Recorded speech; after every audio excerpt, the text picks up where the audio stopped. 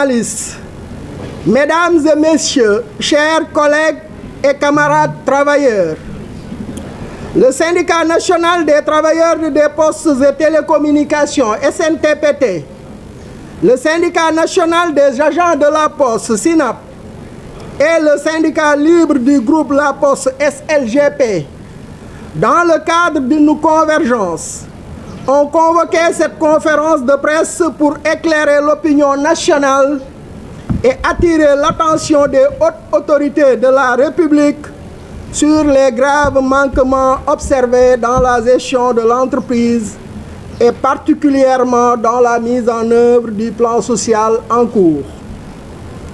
La Poste vit aujourd'hui une crise aiguë, marquée par un quasi-arrêt de ses activités. Cette situation n'est ni fortuite, ni récente. Nous avions en son temps alerté sur les dérives répétées des directions générales successives, agissant avec la complicité de syndicats jaunes, encouragés par une classe politique complaisante. Les responsabilités sont clairement établies. Ceux qui ont dirigé et accompagné ces choix portent l'entière responsabilité de l'état actuel de l'entreprise. Aujourd'hui, la poursuite du délitement de la Poste est à mettre à l'actif de l'incompétence manifeste du directeur général.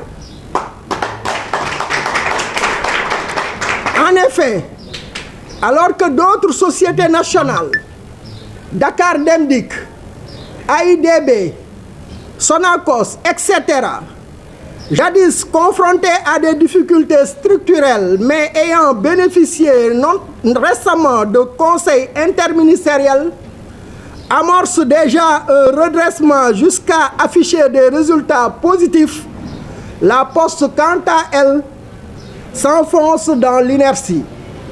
Le contraste est saisissant. Là où d'autres directeurs généraux font preuve d'audace et de vision, celui de la Poste brille par son incompétence avérée. Par ailleurs, pour masquer son incurie, la direction générale se réfugie derrière un plan de départ négocié qu'elle gère avec une maladresse déconcertante.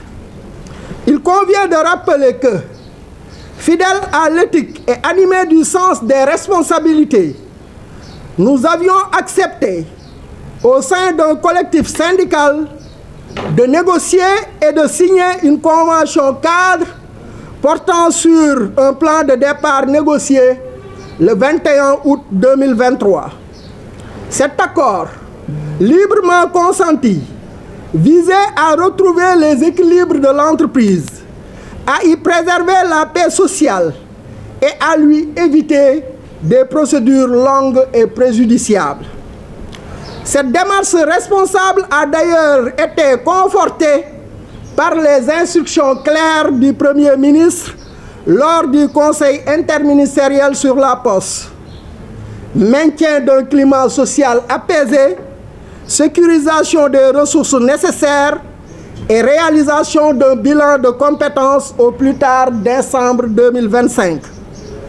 Pourtant, contre toute attente, le ministère de la Communication, des Télécommunications et du Numérique, dans le sillage du directeur général, qui se tarde d'en être le bras armé, s'est substitué à la tutelle financière, invoquant la situation économique du pays et a sollicité la réduction de l'incidence financière du plan.